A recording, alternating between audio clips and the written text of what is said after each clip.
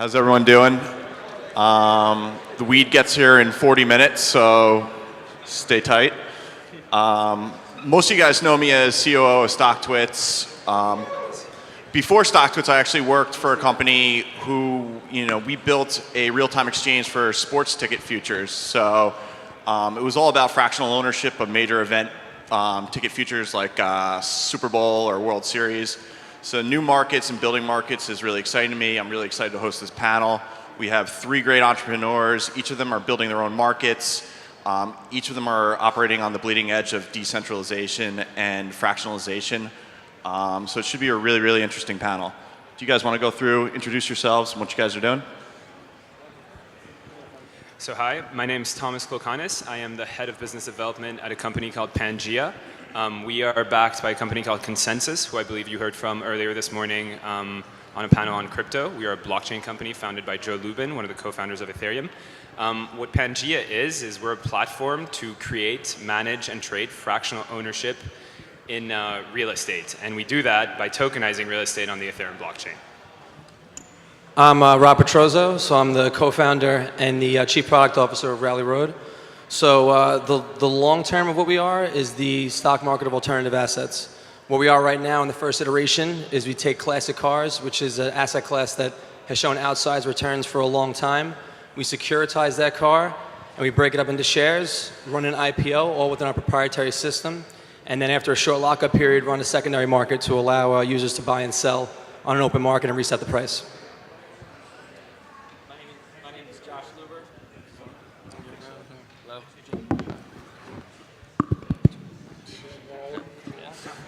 My name is Josh Luber. I'm the CEO and co-founder of StockX. I was the same guy who was up here earlier wearing a baseball hat backwards. As a stock market of things, we are more of a consumer market. We are a consumer marketplace as opposed to Rally Road being essentially for investments. And those are two sides of the same coin. They eventually probably converge somewhere. But today it's really about the physical transfer of that asset from a buyer to a seller, from a seller to a buyer, as opposed to purely for investment. Great. So everyone in this room, trades markets, and we all take it for granted, but someone actually started that. What sparked you guys to either start a new marketplace and/or a new asset class? What problems do you see, and how'd you go about doing it? Yeah, so I'm happy to kick it off. In our case, this project was really birthed out of a prior engagement we had in the real estate space at Consensus. So just as a quick background, Consensus does effectively 4 main things. We're an incubator of blockchain-based application. We have a consultancy that delivers projects to large corporates and large governments. We have something called Consensus Capital, in which we have a variety of functions, and we have an education arm called Consensus Academy. Consensus Solutions, our consulting practice, was nominated as the official advisor to the city of Dubai as part of their Smart City 2020 initiative. And one of the things we delivered for them as part of that was a title to put all of their land registries on the blockchain, making that information transparent, accessible in real time. And coming out of that, as that project had been delivered, we kind of internally started thinking about, is there something else we can do where a blockchain makes sense for real estate? And we kind of identified 4 key main pain points. The first was really the opaqueness of data that you have all along the value chain. The second is the lack of accessibility for a lot of folks. Usually the choice for real estate is pretty binary. You either buy the whole asset or you don't, albeit there are a couple of other options out there like REITs or timeshares. The third was really the high transaction costs. So opaque data means lots of intermediaries. They all take a cut along the way that can sometimes go up to representing almost double-digit percentage points in a transaction. And really all of that results in illiquidity. And so we kind of view the asset class as shackled by the hands and suffering from this lack of secondary liquidity. And we think that through tokenization, which enables us to kind of create these digital dynamic shares on the blockchain, trade them at almost zero cost, peer-to-peer directly, really helps solve for a lot of those. So that's kind of where we got our start and what we're working towards. Yeah, I think we're in the same, we have a lot of the same sort of that 4-point checklist was something that when we sat down and started developing Rally Road and started thinking about what this would be long term, so much of that came from the missed opportunities of myself and my co-founders Chris and Max and the people that we spoke to while we were building this out, in that there's this hyper engaged group of people who talk about this in group chats all day, they're in Telegram channels, they're seeing the price of goods that they know are appreciating and they know that they see on TV or they kind of pay attention to, and they're making those bets by saying like this is going to go to 100, this is going to go to 1,000. but really the access lanes didn't really exist, especially in this marketplace where you have, over the last 10 years, you're looking at 400 and 500% returns and literally no access outside of the auction market, in which case you're buying the whole asset, you're paying a 20% premium in between either the buyer or the seller. There's a little bit of opaqueness and the transparency that wasn't there, that platforms like StockX before us came through and said, here's what the market really looks like.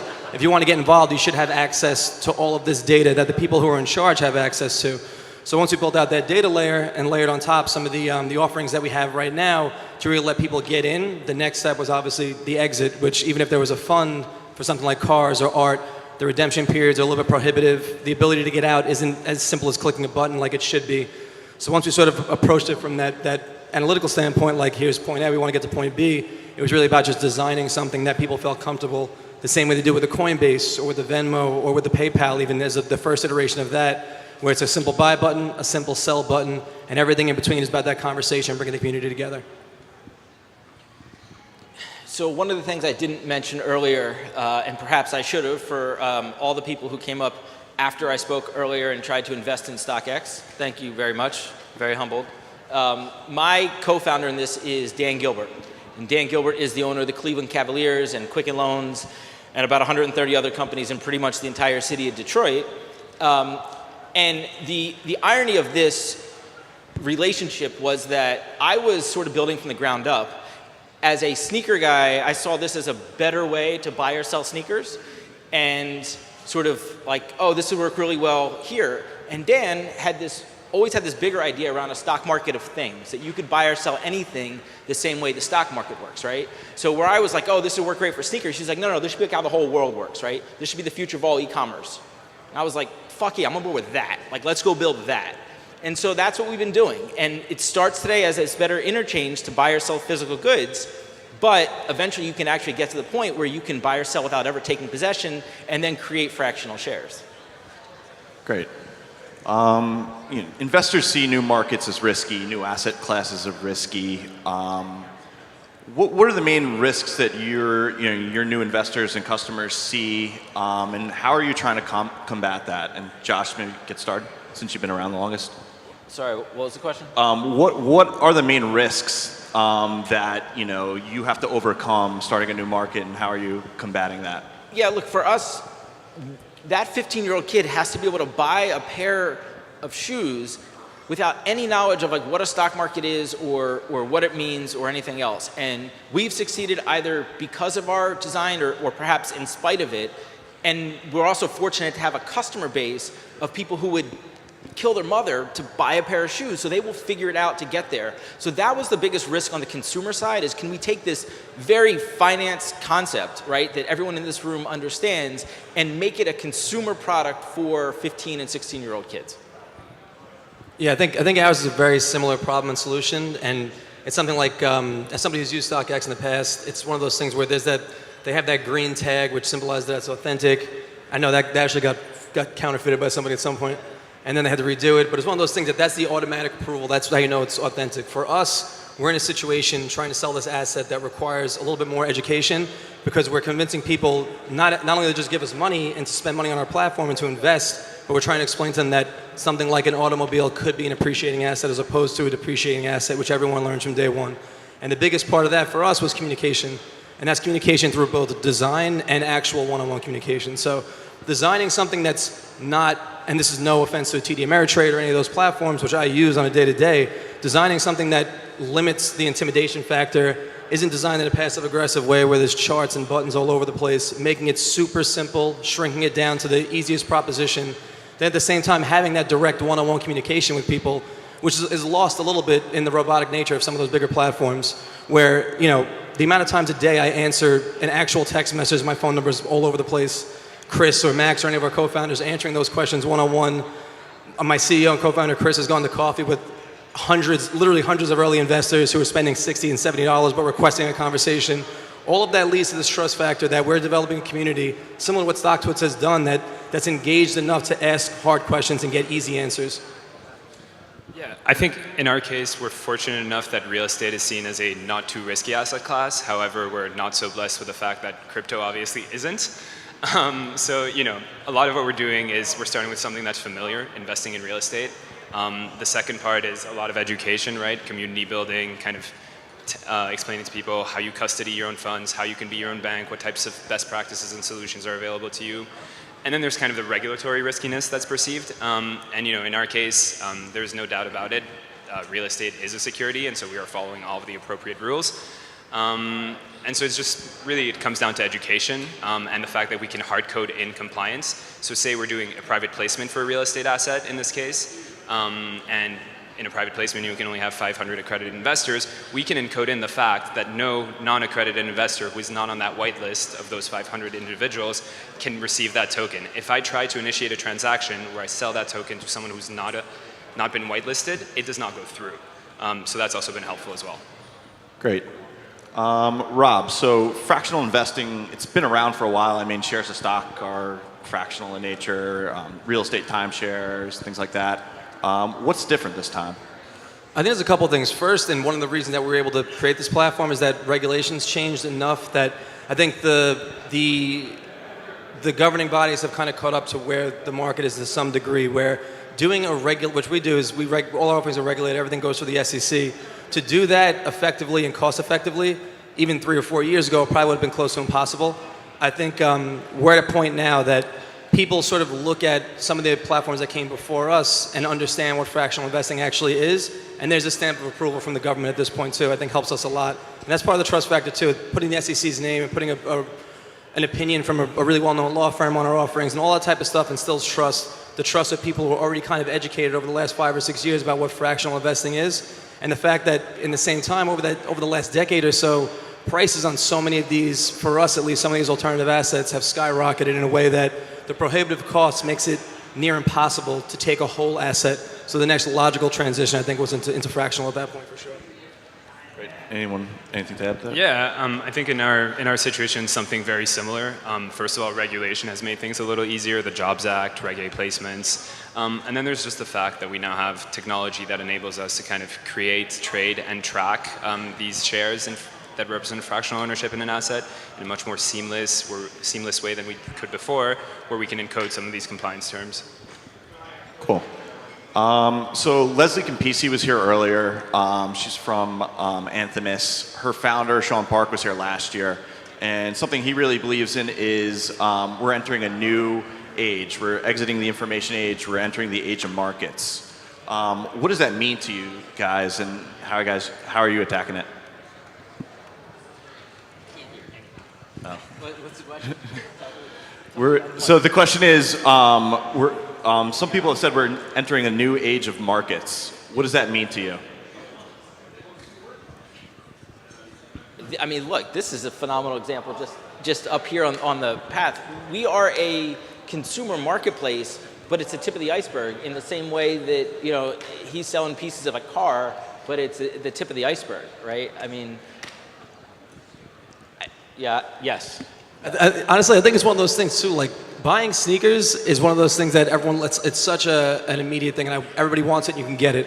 And that should be available to everybody, even as an investment. The way that conversations are happening now, and this happens, we see in a lot of our new users and our core demographic data, speaks to the fact that, the people that are coming in and making that small purchase, they're not people that are, like for us with classic cars, they're not car people. They're people who are interested in investing. They're interested in alternatives to the norm.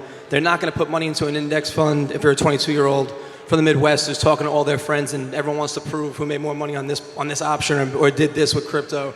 They're people that should have access now when they're in a group chat with 7 people and someone has an idea. I should be able to act on that immediately. So when it comes to new markets, it's almost like these are markets that have been around for a long time. The ease of communication, that feedback cycle is so much quicker now. So the ability to immediately invest without those hurdles is something that was necessary, kind of was birthed out of the need, created out of the invention, basically. Yeah. So what's interesting, right? Talking about access to investment, right? People have access to investment that they didn't have before. A huge thesis for StockX and for a lot of people that are in a similar space in creating authentic products for certain people is access to products that people didn't have before or didn't feel comfortable going into that market before. So take Air Jordans, right? 4 years ago, a lot of our customer base would never have tried to wade through eBay and try to buy a pair of Jordans on eBay and try to figure out, do I buy from this guy and why is this one priced more than that and is this fake and whatever, and try to do that. But by creating an authenticated, standardized marketplace, you create a new luxury, you create access to new luxury. So for us, it's about creating access to products that didn't have before in a lot of the same way you're creating access to investments that people didn't have before. Yeah, I'd absolutely echo that. I think we are entering the age of markets. Both in expanding to new markets, but also enabling new functionality in existing markets. We have a motto at Consensus, it's tokenize all the things, and that ties in directly to that. So, great. So running around the room today, a lot of people, I know I saw a lot of questions about StockX. Want to open up to the crowd here. Do you have any questions for any of these people? You keep growing at like the rate you're going at. Eventually you're going to get to the fact that like people are investing in people, right?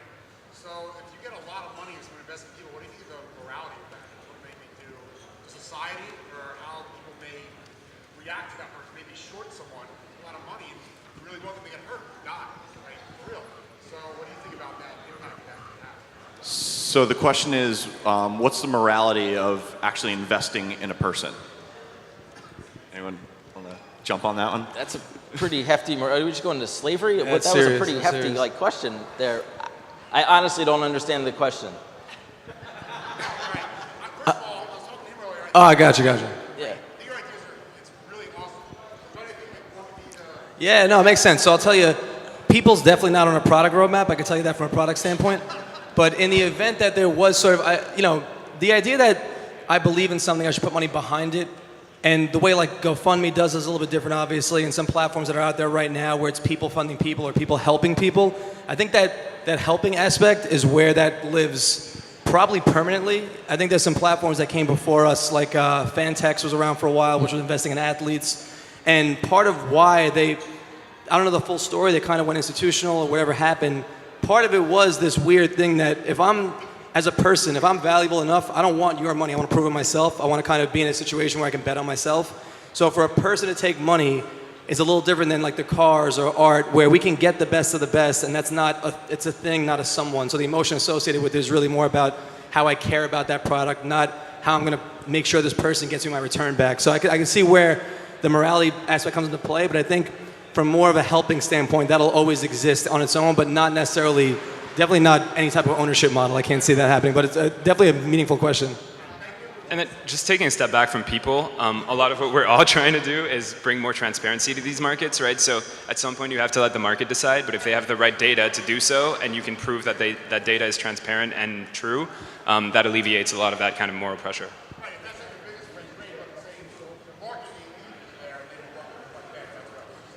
I think there'll definitely be way more variables at that point to take into account, but it makes complete sense. It makes complete sense, for sure. And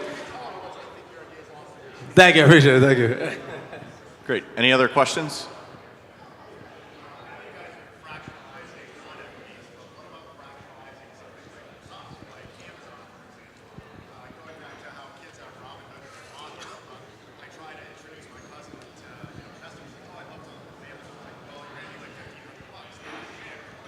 Yeah.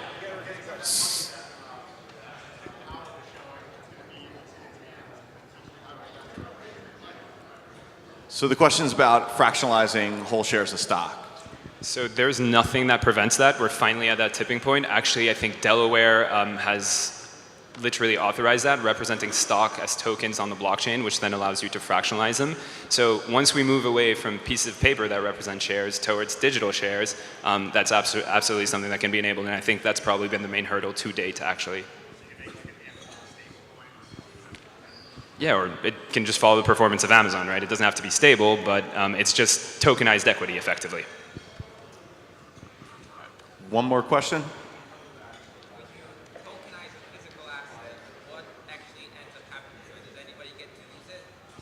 Yes, so we are very much following kind of the way the world works today, right? As much as we have technologies that is a little bit forward-thinking, regulation and the state of the world and the way we do our business processes kind of follows what's been backward-looking. So say, first of all, we require that the sponsor of the asset that's putting that asset on the blockchain and tokenizing it and crowdfunding it retain some skin in the game. There is a property manager, there are governance terms that are encoded. Either the sponsor is the sole governance or the token holders have appropriate shares and can vote on who gets to live in the property, who gets to authorize new construction work, things like that. So it's no different than it would be today, other than the fact that you have multiple owners. Great. Well, thanks to all the panelists. I think chart battle is next.